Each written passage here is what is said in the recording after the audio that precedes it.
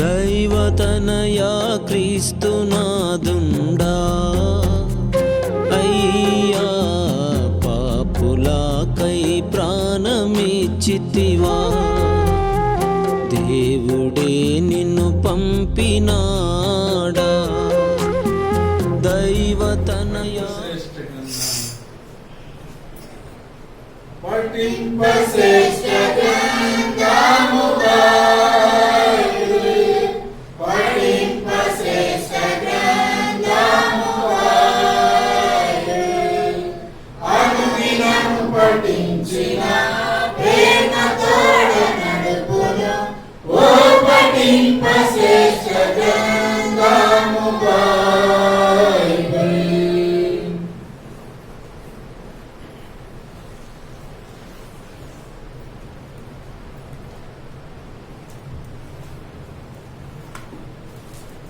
పరిశుద్ధ గ్రంథం బైబిల్లో నుండి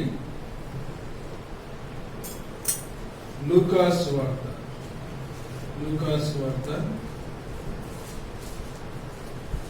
18వ అధ్యాయం. లూకాసు వార్త 18వ అధ్యాయము 10వ వచనం నుంచి 14వ వచనముల వరకు మార్చి చదువుకుందాం. లూకాసు వార్త 18 10వ వచనం నుంచి 14వ వచనం వరకు మార్చి చదువుకుందాం. Page number 71 2 page. 10వ వచనం నేను చదువుతా ఉన్నాను. ప్రార్థన చేయుటకై 2 మనుషులు దేవాలయమునకు వెళ్ళిరి. వారిలో ఒకడు పరిసయ్యుడు, ఒకడు సుంకరి.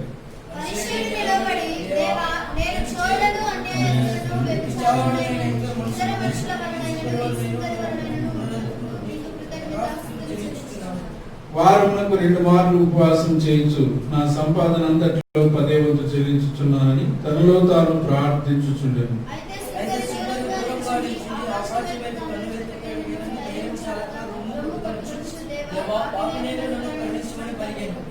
14వ వచనం అందరూ కలిసి చదువుకుందాం. అతని కంటే ఇతడు నీతిమంతుడిగా తీర్చబడి తన ఇంటికి వెళ్ళని మీతో చెబుతున్నాను.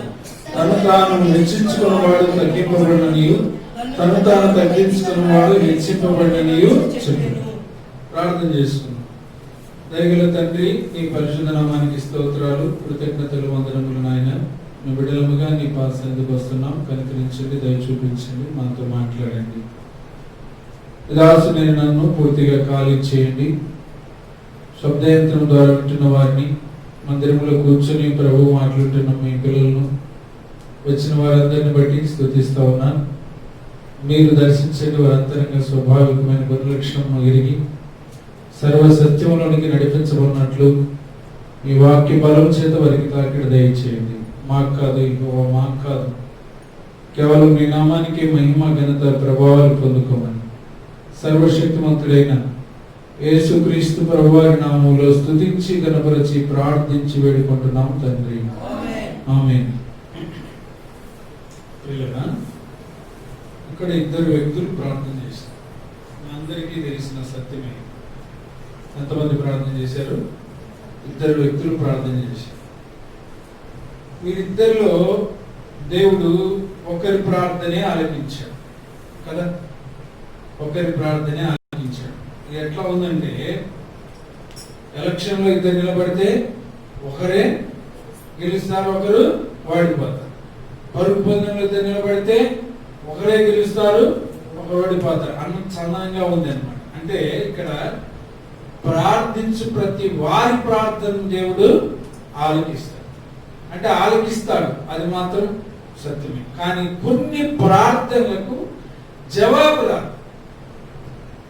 ప్రార్థన సర్వ శరీరుల యొక్క ప్రార్థన ఆయన ఆలకిస్తాడు. ఆయన పేరు ఏంటంటే ప్రార్థన ఆలకించువాడా. ఆయన పేరు, ఆయనకు ఒక బిరుదు అది. ప్రార్థన ఆలకించువాడా, సర్వ శరీరులు నీ యొద్దకు వచ్చారు. అందుకని అందరూ ప్రార్థిస్తారు. అయితే అందరి ప్రార్థన ఆయన ఆలకిస్తాడు, కానీ జవాబు మాత్రము కొంతమందికే ఇస్తాడు. కొన్ని ప్రార్థనలకే జవాబు వస్తుంది. మరి ఇక్కడ 2 ప్రార్థించారు. ఎవరెవరు ప్రార్థించారు? ఇక్కడ పరిసయ్యుడు, సుంకరి. 2 వ్యక్తులు ప్రార్థించగా ఆ 2 ప్రార్థనలు ఎవరి ప్రార్థనకు జవాబిచ్చాడు దేవుడు? సుంకరి ప్రార్థనకి ఇచ్చాడు. ప్రార్థన ఎంతమంది తిన్నాడు? ఇక్కడ ఇద్దరి ప్రార్థనలు విన్నాడు. జవాబు మాత్రం ఎంతమందికి ఇచ్చాడు? ఒక్కరికే ఇచ్చాడు. ఆ జవాబు ఏమిటంటే దేవుడు ఇచ్చే తీర్పు. పరిసయ్యుడేమో, దేవా నేను చోరులు, అన్యాయస్తులు, వ్యభిచారులు, దొంగలు ఇలాంటి వారి వలె జీవించినందుకు నీకు కృతజ్ఞతలు. తను ఏం చేస్తా ఉన్నాడు? తన పరిశుద్ధతను, తనకున్నటువంటి ఆ సింప్టమ్ ఏదైతే చేస్తున్నాడో దాన్ని తెలియజేస్తా ఉన్నాడు. ప్రభువా నేను చాలా మంచివాడిని, నేను దశభాగం ఇస్తున్నాను, నా సంపాదన అంతట్లో వారం 2 సార్లు ఉపవాసం కూడా చేస్తా ఉన్నా, నేను భక్తి పరుడిని. తన భక్తిని దేవునికి తెలియజేస్తా ఉన్నాడు. దేవునికి తెలియదా? దేవునికి తెలుసు. మన భక్తి మన మొత్తం ఆయన తూకం వేయగలడు. మన భక్తిని అంతటిని ఆయన తూకము వేయగలడు. కానీ ఇతను దేవునికి పరిచయం చేసుకుంటా ఉన్నాడు. అక్కడ దూరంగా ఉన్న వ్యక్తి ఇతడు చేసే ప్రార్థన తన మనసులో చేసుకున్నప్పటికీ అతన్ని చూసినప్పుడు అతను ఎంత పరిశుద్ధుడు, అవన్నీ క్రియలన్నీ పై కనపడతాయి. క్రియలు అంటే మామూలుగా మన క్రియలు కనిపించవు, కానీ తన చేష్టలన్నీ పై కనిపెడతాయి. అతను ఎలాంటి వాడు? సుందరమైన వస్త్రం వేశాడు, పరిచయుడు, అతడు చాలా నీతిమంతుడు, దశంభాగాన్ని ఇస్తాడు, అన్ని విషయాల్లో జాగ్రత్తగా ఉంటాడు, ఉపవాసం ఉంటాడు, రోజు ప్రార్థన చేస్తాడు. కాబట్టి అతడు నీతిమంతుడు. అతడు అక్కడ ఉంటే ఆ మందిరంలో ఈ పాపాత్ముని ఎలా ఉంచాలని చెప్పి ఆ సుంకరి ఆ మందిరంలోకి వచ్చిన వెంటనే తనేం చేశాడంటే, దేవా పాపిని నన్ను కరుణించమని వేడుకున్నాడు. ఈయన ప్రార్థన ఆలకిస్తాడు, ప్రార్థన వింటాడు. ఈయన చూసే దేవుడు, ఈయన చాలా జాగ్రత్త అయిన దేవుడు. ఈయన చూస్తూ ఊరుకునేవాడు కూడా కాదు, చాలా మంచి దేవుడు. వీళ్ళిద్దరిని చూశాడు. చూడండి, నతనేలు చెట్టు కింద ఉంటే చూశాడు, జక్కయ్య చెట్టు ఎక్కితే చూశాడు, వాళ్ళు వలలు బాగా చేసుకుంటే చూశాడు. ప్రతిదీ చూస్తాడు ఈయన, ప్రతిదీ చూస్తాడు. చూస్తే ఊరుకుంటాడా? బాగు చేస్తాడు. ఎవరైనా కోరుకుంటే బాగు చేస్తాడు. అయితే ఈ సుంకర్ని చూసి ఏమన్నాడంటే, ఒక మాట దేవుడు ఏమన్నాడంటే, అతని కంటే ఇతడు నీతిమంతుడిగా మార్చబడ్డాడు. అయితే ఇప్పుడు నేను వచ్చేటువంటి ఇదంతా మనకు తెలిసిన సత్యమే. నేను చెప్పేటువంటి విషయం ఏమిటంటే, ఆయన మన ప్రార్థనలు, చాలా మంది ప్రార్థనలు కొన్ని మిగిలిపోతా ఉన్నాయి. కొన్ని ప్రార్థనలు ఏమి వింటున్నాడు, కొన్ని ప్రార్థనలు ఏమో వింటలేదు, మిగిలిపోతా ఉన్నాయి. కారణం అది అర్థం కావట్లేదు, మన అంతరంగానికి తెలియట్లేదు.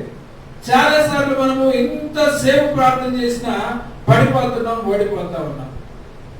మరి చాలా మంది మేము ప్రార్థన చేస్తున్నాము, మా ప్రార్థనకు జవాబు దయచేయట్లేదు, అందుకే మేము ప్రభు దగ్గరికి రావట్లేదు, ప్రభు అలా మేలు చేయొచ్చు కదా అని కొంతమంది పడిపోయిన స్థితిలో, ఓడిపోయిన స్థితిలో దేవునికి దూరం అవుతా ఉన్నారు. వారి యొక్క పునాది బండ మీద లేదు, ఇసుక మీద కట్టుకున్న వారి పునాది ఏమైపోతుంది? వాన వరద వచ్చినప్పుడు కొట్టుకొని, గాలి వీసినప్పుడు అది కూలిపోతుంది, కొట్టుకొని పోతుంది. కానీ ఇక్కడ ఈ సుంకరి నేను పాపాత్ముని ఒప్పుకున్నప్పుడు దేవుడు క్షమించాడు. అయితే ఇక్కడ మనకు ఆ యొక్క ప్రార్థన, ఆ అనుభవం ఏం చెప్తుందంటే, తన్ను తాను తగ్గించుకునేవాడు హెచ్చించబడతాడు, తన్ను తాను హెచ్చించుకునేవాడు తగ్గించబడతాడని దేవుని వాక్యం సెలవిస్తా ఉంది. రెండవదిగా మనం మొదటి తలంపులోనికి వెళ్దాం పిల్లరా. రండి, ఎందుకు మన ప్రార్థనలు దేవుడు ఆలకించడం లేదు అనే విషయాలు ఒక 3 గాని 4 గాని నేను మీకు తెలియజేస్తాను. తెలియజేసి సమయానుకూలంగా మనం ముగించుకుందాం. రండి, కీర్తనల గ్రంథం 66వ కీర్తన 18వ వచనంలో మొదటి తలంపులోనికి వెళ్దాం. కీర్తనల గ్రంథం 66వ కీర్తన 18వ వచనం. నా హృదయములో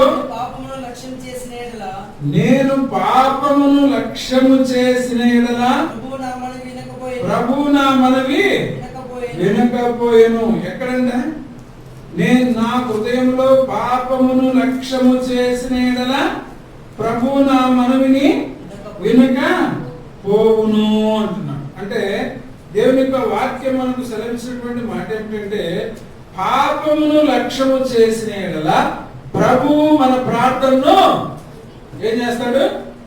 ఆలకించడు. ఆయన ఆలకించక ఉన్నాడు. ఎందుకంటే మా హృదయములో నేను పాపమును లక్ష్యము చేసిన యెడల నా ప్రభువు నా ప్రార్థనను ఆలకించడు. అంటే మొదటి తలంపులో దేవుని ఎందుకు మన ప్రార్థనలకు జవాబు రావట్లేదు అని మనం సంపూర్ణంగా ఆలోచించినట్లయితే, దేవుడు మనతో చెప్తా ఉన్నటువంటి మాట ఏమిటంటే, హృదయంలో పాపము ఉంచుకొనుట ద్వారా ప్రార్థనకి ఏం రాదు? జవాబు రావట్లేదు. హృదయంలో పాపం ఉంచుకొనుట ద్వారా మనకు జవాబు రావట్లేదు. హృదయంలో పాపం. బిలాము ప్రార్థించడానికి, వారిని దీవించడానికి వెళ్ళాడు. ఆయన హృదయంలో ఏముంది? ఆశ ఉంది. ధనం కోసం దీవించాలని చూశాడు. అప్పుడేమైంది?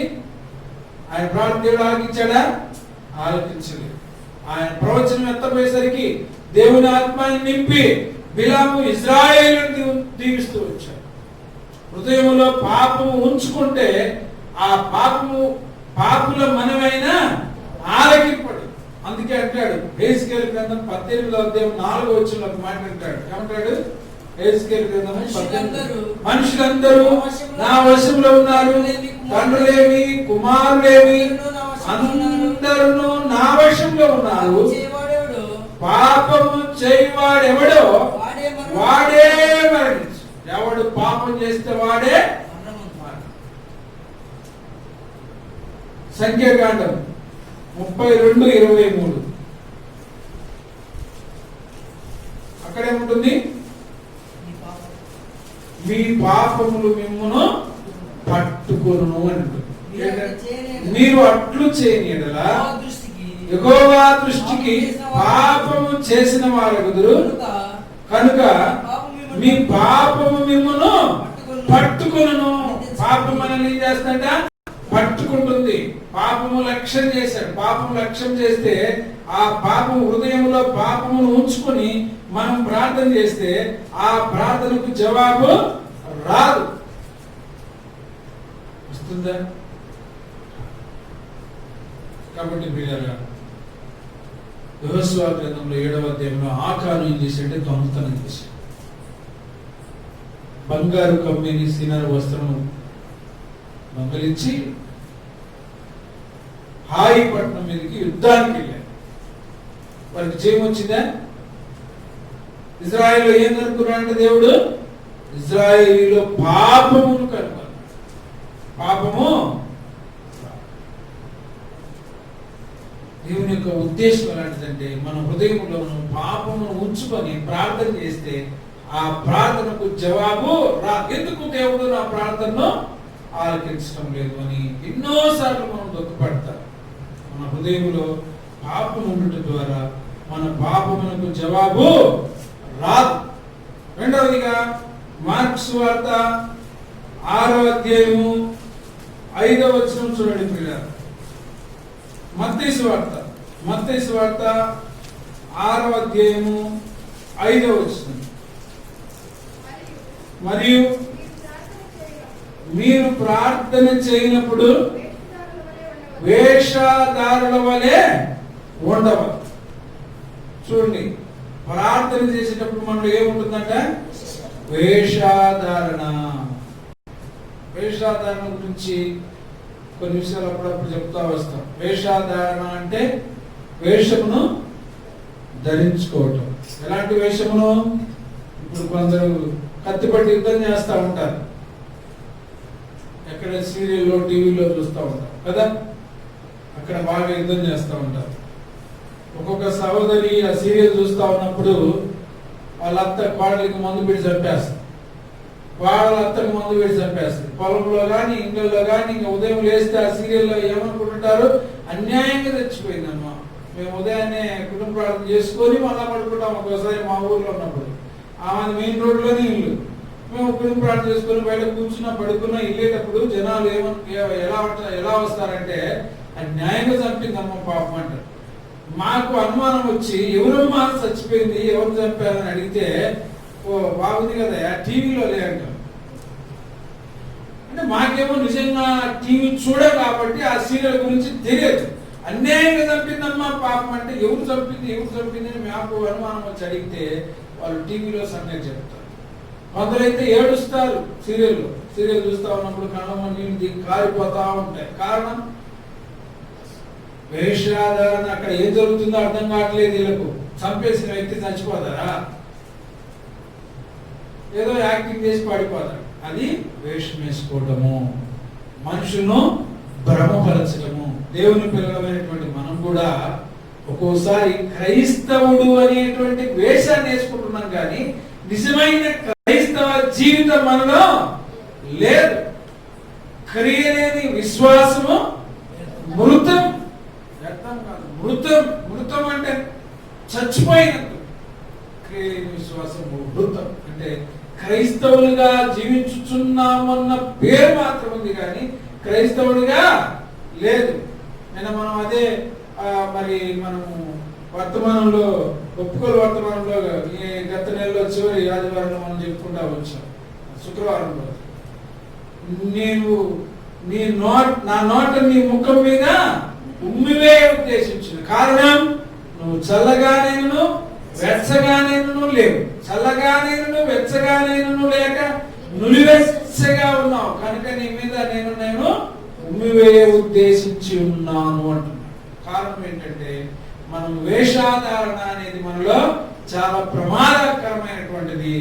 అందుకే ప్రభు ఏం చేస్తా ఉన్నాడంటే ఆ యొక్క వేషాధారణలో ప్రార్థన ఆయన ఆలకించడం లేదు. వేషాధారణ ప్రార్థనలు ఆలకించకుండా వారిని లక్ష్య పెట్టడం లేదు వారి ప్రార్థనని దేవుని వాక్యము సెలవిస్తా ఉంది. వేషాధారణ చేత ఆ ప్రార్థనను ఎంత మాత్రం కూడా అంగీకరించాడు. వేషాధారణతో పౌలు వెళ్ళాడు సమూయేలు దగ్గరికి, అయ్యా బలు అర్పిద్దాం రామన్. ఆల్రెడీ సమూయేలు వచ్చేసరికి సౌలు ఏం చేశాడు? బలు అర్పించేశాడు. ఎందుకయ్యా నేను రాకముందే నువ్వు బలు అర్పించావంటే వాళ్ళంతా వెళ్ళిపోతారేమో, అందుకని నేను బలు అర్పించాను అన్నాడు. ఇది యెహోవాకు విరోధంగా చేశావు. నీ మీద దేవుని అభిషేకం లేని నీ వ్యవస్థను తీసి చేరవానికి అప్పగిస్తున్నాడు. దేవుడు వేరొకరిని కనుగొన్నాడు అన్నప్పుడు బలు అర్పించకుంటే నష్టం వస్తుందేమో అని చెప్పి సౌలు చొక్కా పట్టుకొని లాగి తీసుకుపోయి బలు అర్పిస్తా ఉన్నాడు. అంటే తన యొక్క హృదయపూర్వకమైన బొల్లా ఇవి, హృదయపూర్వకమైన బొల్లా వేషాధారణ. దేవుని మందిరానికి కూడా చాలా మంది ఏం చేస్తారంటే రావాలి కాబట్టి వస్తారు, పోకుంటే ఏమని అనుకుంటారేమో వస్తారు. అంటే దేవుని మందిరానికి వస్తున్నాము కానీ దేవుని హృదయపూర్వకంగా ఆరాధించటం. అప్పుడు ఏమొస్తుందంటే పిల్లరా, దానిని వేషాధారణ అంటారు. ఒకటి సినిమాలో ఒక 20 మందిని కొడతారు. అంటే యూరోప్ నేను చూసినప్పుడు ఎన్నా సినిమా టీవీ చెప్తున్నాం అనుకుంటున్నాను. నేను కూడా దేవుడు ప్రభువుని అంగీకరించినప్పుడు సినిమాలు చూసేవాడు. వాడు ఒక 20 మంది 30 మంది రౌడీలు వస్తే ఒక్కడే కొడతాడు. నిజంగా కొడతాడా? పడగలదా? అట్టయితే వాళ్ళు తీసుకుపోయి బార్డర్స్ లో పెట్టాలి. ఇప్పుడు చైనా దగ్గర హీరోలందరినీ తీసుకుని పెడితే మన ఆర్మీ ప్రజలను మిగులుతారు. వీళ్ళు కొన్ని కోట్లు సంపాదించుకున్నారు కదా సినిమా ద్వారా. వాళ్ళు వెళ్ళి అక్కడ యుద్ధం చేస్తే మనోళ్ళు ఆర్మీ నిజమైన హీరోలు బతుకుతారు. ఈ దొంగ హీరోలు యుద్ధం చేస్తారు. అది వేషం వేసుకున్నారు అంతే. వేషధారణ, అది వేషధారణ. కాబట్టి ప్రియులారా, మనం బాగా ఆలోచించుకోవాలి. మొదటి తలంపులో మన హృదయంలో పాపమును లక్ష్యము చేసిన యెడల ఆయన మన ప్రార్థన ఆలకించడు, మనకు జవాబు రాదు. రెండవదిగా ఆయన మన హృదయంలో వేషాధారణ మన జీవితాల్లో ఉండటం ద్వారా దేవుడు మన ప్రార్థనను ఆలకింపక ఉన్నాడు. మూడో తలంపులోకి వెళ్దాం రండి. యాకోబు రాసిన పత్రిక 1వ అధ్యాయము 5-6 వచనాలు చూడండి. 5-6 పూర్తిగా చదవండి. మీలో ఎవరికైనాను జ్ఞానము కొదువైన అతడు దేవుని అడగవలెను, అప్పుడు అతనికి అనుగ్రహింపబడును. ఆయన ఎవరిని గద్దింపక అందరికీ ధారాళముగా దయచేయవాడు. అయితే అతడు ఏమాత్రమును సందేహింపక విశ్వాసముతో అడగవలను. సందేహించువాడు గాలి చేత రేపబడి ఎగిరిపడు సముద్ర తరంగమును పోలియుండును. మూడవ తలంపు ఏమిటంటే సందేహం ఉండటం ద్వారా దేవుడు మన ప్రార్థనను ఆలకించు. మొదటి తలంపులో పాపమును లక్ష్యము చేసిన యెడల ఆయన మన ప్రార్థనను ఆలకించడు. రెండవ తలంపులో వేషాధారణ మన జీవితాల్లో ఉంటే మన ప్రార్థన ఆయన ఆలకించడు. మూడవదిగా ఏంటి? సందేహము. సందేహము అనేది అపనమ్మకం అని కూడా అంటారు, దాన్ని అవిశ్వాసం అంటారు. అవిశ్వాసం అనేది మన ప్రార్థనకు జవాబు రాదు. ప్రభువారి శిష్యుడు ప్రభువారిని చూసి, ప్రభు నీవైతే నేను నీటి మీద నడుస్తాను అంటాడు. ప్రభు రమ్మంటాడు. పేతురు దిగి కొంత దూరం నడిచిన తర్వాత గాలిని చూసి భయపడి మునిగిపోసాగి వెంటనే ఎందుకు సందేహపడితే ప్రభువు గర్తిస్తాడు కదా. అవిశ్వాసమే. ఎందుకు అల్ప విశ్వాసం? ఎందుకు నువ్వు సందేహపడుతుంది అంటాడు. సందేహం అనేది మనం నీళ్ళలో ముంచేస్తుంది. మన ప్రార్థనకు జవాబు రాదు. సందేహంతో కూడిన ప్రార్థనకు జవాబు అన్నిటికీ రాదు. ఆ సందేహము, అనుమానము. ఒక వ్యక్తి తన కుమారుడు తరచుగా నీళ్ళలోను అగ్నిలోను పడిపోతా ఉన్నాడు. అతను ఏం చేశాడంటే యేసుక్రీస్తు ప్రభువారి యొక్క శిష్యుల ఎదుగు తీసుకొచ్చాడు.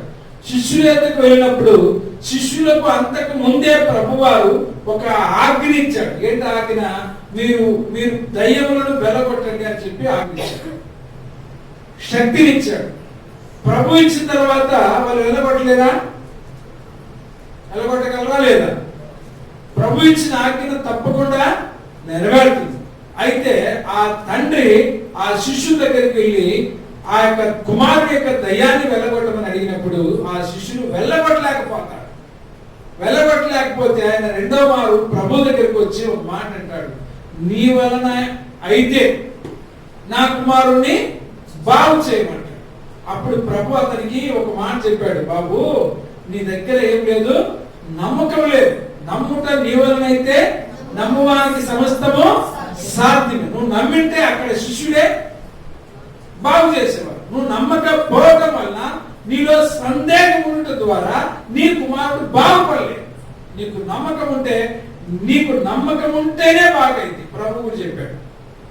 కేవలం నువ్వేం చేయాలి? నువ్వు నమ్మాలి. నువ్వు నమ్మకపోవడం వల్ల నువ్వు బాగుపడకపోయావు. నువ్వు నమ్మింటే శిష్యులే బాగు చేసేవారు. ఆయన ఉద్దేశం అది. అతను ఏం లేదంట, నమ్మకం లేదు. నువ్వు నమ్మకపోతే శిష్యులు బాగా చేయలేరు, ఎవరు బాగా చేయలేరు. నా వల్ల కూడా. ఎందుకంటే నీలో ఏముంది? అపనమ్మకం ఉంది. అంటే ఆ మనిషికి అప్పుడు జ్ఞానోదయం అయిపోయింది. ఆయన జ్ఞానోదయం అంటే, ప్రభా నీ నిజంగా అపనమ్మకం ఉండటం వల్లే నీ శిష్యులు ఎలగొట్టలేకపోయారు. తన ముందు ఒక మాట అది, నాకు అపనమ్మకం లేకుండా కలుగజేయమంట. అపనమ్మకం లేకుండా సహాయం చేయమని. అంటే ఎంత జ్ఞానమో చూడండి. అతనికి ఆల్రెడీ అపనమ్మకం ఉంది.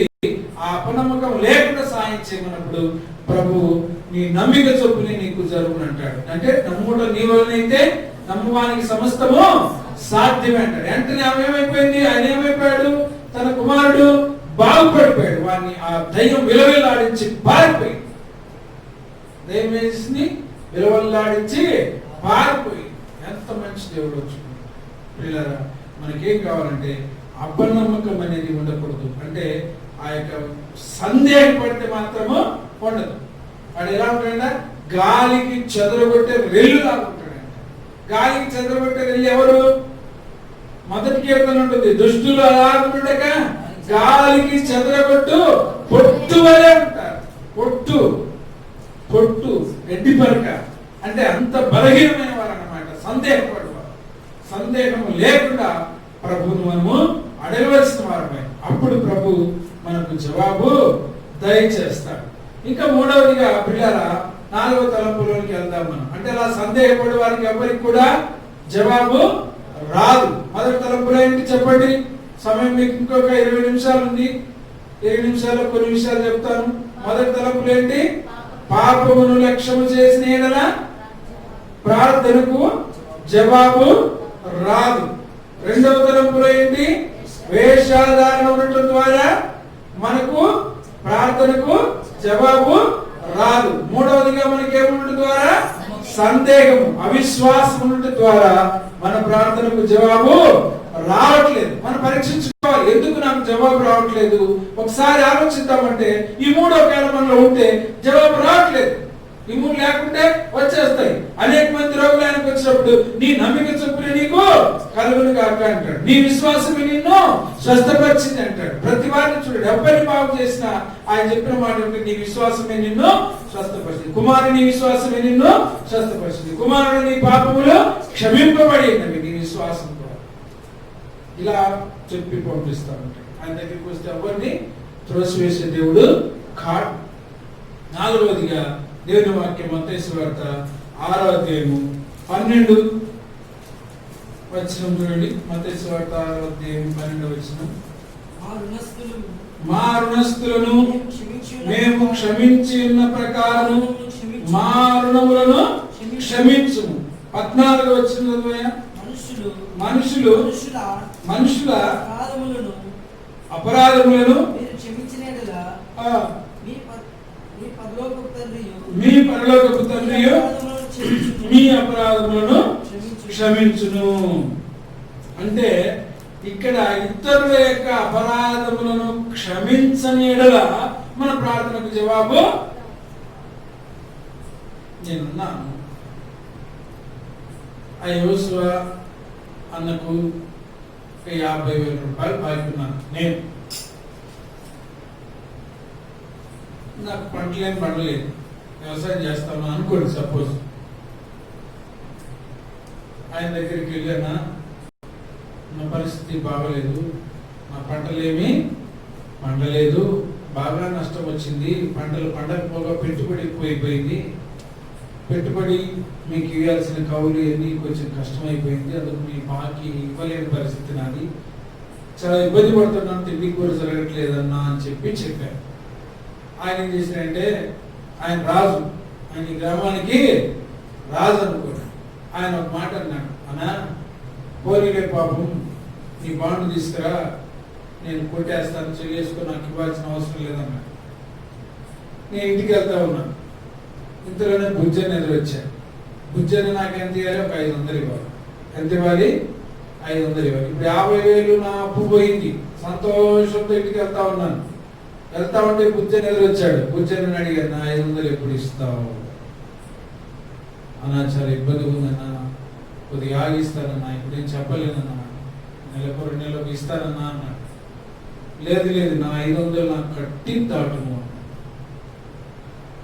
ఆయన లేదయ్యా పని బతిలాడు కూర్చున్నాడు. నువ్వు ఇచ్చిపో, లేకపోతే నీ పిల్లలకు చెప్పి ఆ స్తంభానికి కట్టేశాను. ఆయన చొక్కా ఇప్పదీసి ఆయన కట్టేసి నా 500 నాకు కట్టి దాటు అన్నాడు. ఈ విషయం ఆడబడి ఏడబడి రాజుకు తెలిసి, ఎవరు తెలిసింది? రాజుకు తెలిసింది, వ్యవసాయం తెలిసింది. వ్యవసాయం ఏమంటున్నట్టు నన్ను పిలిచి, రే నీకు నేను 50,000 అప్పు తీసేస్తే బుద్ధి లేనోడా, 500 కోసం అతన్ని నువ్వు కట్టేస్తావా? ఇదిగో ఇతన్ని కట్టేసి కాళ్ళు చేతులు కట్టేసి పండ్లు కొరుకుట ఏడ్పు ఉన్న స్థలంలో పడేయండి, చివరి కాసు చెల్లించు వరకు ఇతన్ని విడిపించొద్దు అన్నాడు. నాకు ఇప్పుడు అప్పుతో పాటు ఇంకేమొచ్చింది? దెబ్బలు కూడా వచ్చింది, శిక్ష కూడా వచ్చింది. అంటే నీ అపరాధములను ఎంత పాపాత్ములం, ఎంత ఘోర పాపాత్ములం, అలాంటి భయంకరమైన పాపాత్ములమైనటువంటి మన పాపాలను ప్రభు క్షమిస్తే, మన పాపంలో ఆయన అంటాడు, పౌలు అంటాడు, ఏమంటాడు? పాపులు లేకల నేను ప్రధాన పాపి అంటాడు. పౌలు పాపాలు మన పాపాలు బేరు చేసుకుంటే పౌలు కన్నా సీనియర్లమైన, మన ఆలోచన లెక్కేసుకుంటే పౌలు కన్నా సీనియర్లమే అవుతాం మనం. పౌలను ఉన్నది ఉన్నట్టు ఒప్పుకున్నాడు, మనం ఒప్పుకుంటామా? ఒప్పుకో. కానీ ప్రధాన పాపిని ఒప్పుకున్నాడు పౌలు. అయితే మన పాపాన్ని, ఇంత ఘోర పాపము, మన పాపంలో మనం ఎక్కడికి వెళ్ళాలి? నిత్య నరకాగ్నిగుండమునకు వెళ్ళాలి. అయితే మన పాపులమైనటువంటి మనము నిత్య నరకాగ్నిగుండమునకు వెళ్ళకుండా ప్రభువైన యేసు, అంటే రోమీయులకు రాసిన పత్రిక 5వ అధ్యాయము చివరి వచనంలో మాట ఉంటుంది, 25వ వచనంలో మాట ఉంటుంది చూడండి. ఆయన 4వ అధ్యాయం 25. ఆయన మన అపరాధముల నిమిత్తం అప్పగింపబడి మనం నీతిమంతులుగా తీర్చబడికై లేపబడి. దేని నిమిత్తం అప్పగడ్డాడు? అపరాధముల నిమిత్తం అప్పగింపబడి మనం నీతిమంతులుగా తీర్చుటకై ఆయన ఏం చెప్పాడు? లేపబడి. ఇంత గొప్ప ప్రేమ చూపి మన అపరాధములను క్షమిస్తే మనము మన మీద విసుక్కున్న వారిని, మన మీద గొడవపడ్డ వారిని, మనతో మాట్లాడని వారిని మనము క్షమించలేకపోతున్నాం. ఎందుకు మన ప్రార్థనకు జవాబు రావట్లేదంటే ప్రభు మత్తయి సువార్త 6వ అధ్యాయం 12-14 వచనం ప్రకారం మీ అపరాధములను నేను క్షమించిన ప్రకారం మీరు ఇతరుల యొక్క అపరాధములను క్షమించమన్నారు. ఇతరులను క్షమించకపోవడం ద్వారా మన పాపాలు క్షమించబడ్డాయి. మనం ఇతరుల పాపమును క్షమించకపోవడం ద్వారా ప్రార్థనను ఆలకించే దేవుడు మనల్ని నెట్టేస్తున్నాడు. మన ప్రార్థనను ఆలకించట్లేదు. భాగాలు ఇస్తున్నాం, కానుకలు ఇస్తున్నాం, ఉపవాసాలు ఉంటున్నాం, ప్రార్థనకి వెళ్తున్నాం, అన్ని మంచి పనులే చేస్తున్నాం. కానీ మన హృదయాలు ఏమున్నాయి? పాపమును లక్ష్య పెట్టిన వారిగా ఉంటున్నాము. రెండవదిగా మన హృదయాల్లో వేషాలను లక్ష్య పెట్టిన వారిగా ఉంటున్నాం. మూడవదిగా మన హృదయాల్లో ఏం పెట్టుకుంటున్నాము? సందేహం ఉంచినటువంటి వారిగా ఉంటున్నాం. నాలుగవదిగా ఉంచాము ఇతరులను క్షమించలేని వారుగా ఉన్నాం. అందుకే దేవుడు మన ప్రార్థనను ఆలకించటం లేదు. ఒకవేళ అలాంటి పరిస్థితులు మన ఎదుటికి వస్తే మన ప్రార్థన దేవుడు ఆలకించాలంటే వెంటనే ఇప్పుడు మనం ఏం చేయాలంటే ఈ పరిస్థితులను మన ఎదురుకు తెచ్చుకోవాలి. ప్రభువా, మరి ఫలానా పరిస్థితుల్లో నేను ఉన్నాను కాబట్టి ఈ ఉండటం ద్వారా నా ప్రార్థన మీరు ఆలకించలేకపోతున్నారు కాబట్టి నన్ను క్షమించమని ప్రభువును మనము వేడుకోవాలి. అప్పుడు ప్రభు మన పాపాలను క్షమిస్తాడు. సామెతల గ్రంథంలో ఒక మాట ఉంటుంది చూడండి, 1వ అధ్యాయంలో 24వ వచనం చూడండి. సామెతల గ్రంథం 1వ అధ్యాయము 24వ వచనం. ఏంటంట? ఆయన పిలిస్తే ఏం చేయట్లేదు, మనము వింటం లేదంట. 28వ వచనం.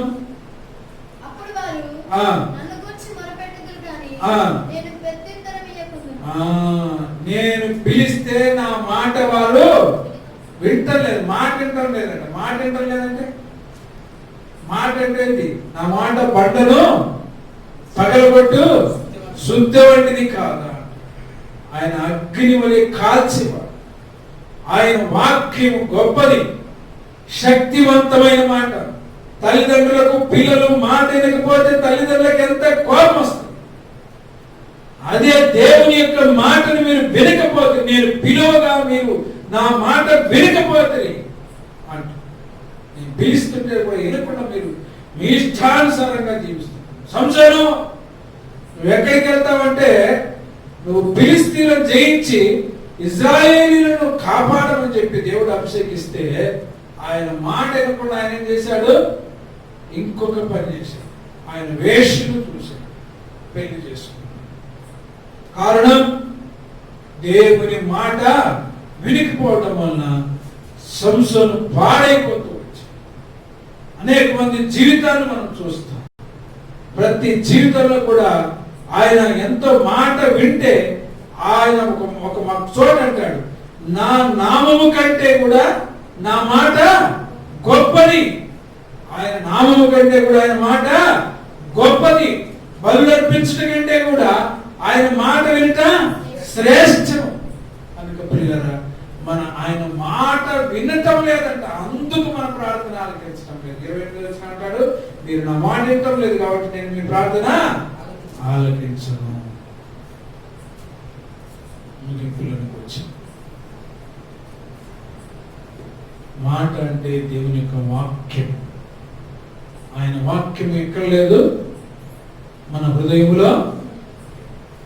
వాక్యము లేకపోవడం ద్వారా కష్టం వచ్చింది, బాధ వచ్చింది, రోగం వచ్చింది. ప్రభుని ఎలా అడుగుతాం? ప్రభువా, నువ్వు స్వస్థపరిచే యెహోవా అని చెప్పావు కదా, నన్ను స్వస్థపరచమని అడిగితే ఆ హృదయంలో వాక్యం ఉంటే దేవుడు వింటాడు.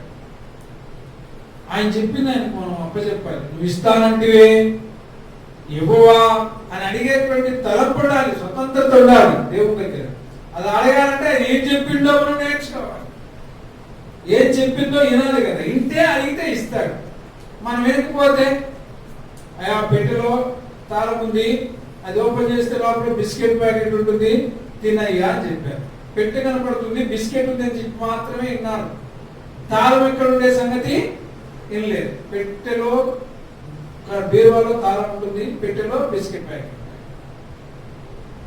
ముందు బీరువా తెరిస్తే గానీ తాళం దొరకదు, తాళం దొరికితే గానీ బిస్కెట్ నీకు రాదు. మా అమ్మ చెప్పింది, మా నాన్న చెప్పాడు, బిస్కెట్ ఇక్కడ ఉందన్న తాళం లేదు అంటే చెప్పినా నువ్వేం చేయలేదు, వెళ్ళలేదు. కాబట్టి నీ మాట నీకు దొరకటం లేదు బిస్కెట్. నువ్వు తినాల్సింది, నువ్వు పొందుకోవాల్సింది, నువ్వు అడిగేది ఆయన తను అడుగు వారికి నిశ్చయముగా తన పరిశుద్ధాత్మను అనుగ్రహిస్తాడు. అడగక మునిపే మన అక్కలను ఎరిగిన వాడు, అడుగు వాటి కంటే ఊహించిన వాటి కంటే అత్యధికమైన మేలు దయచేసేవాడు.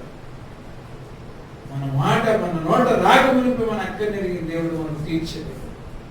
ఇదిగో మనం అడగకపోయినా మన నిమిత్తం పరలోక సింహాసనాన్ని విడిచిపెట్టి తన ప్రియ కుమారుడైన యేసుక్రీస్తు ప్రభువారిని మన కొరకు ఆయన అర్పిస్తూ వచ్చాడు.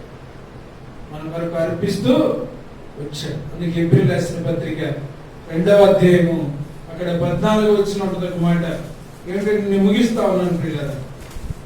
ఏప్రిల్ రాసిన పత్రిక 2వ అధ్యాయము, కాబట్టి ఆ పిల్లలు రక్త మాంసములు గలవారైనందున ఆ ప్రకారమే మరణము యొక్క బలము గలవాని అనగా అపవాదిని మరణము ద్వారా నశింపజేయుటకు జీవిత కాలమునకు మరణ భయము చేత దాస్యమునకు లోబడిన వారిని విడిపించుటకు ఆయన కూడా రక్త మాంసముల్లో, మనం రక్త మాంసముల చేత మరణము యొక్క బలము గలవాడు అపవాది యొక్క దాస్యమునకు లోబడిన వారిని విడిపించుటకు ఆయన ఏం చేయబడ్డాడు, ఆయన కూడా రక్త మాంసములు కలిగిన వాడిగా అయ్యాడు.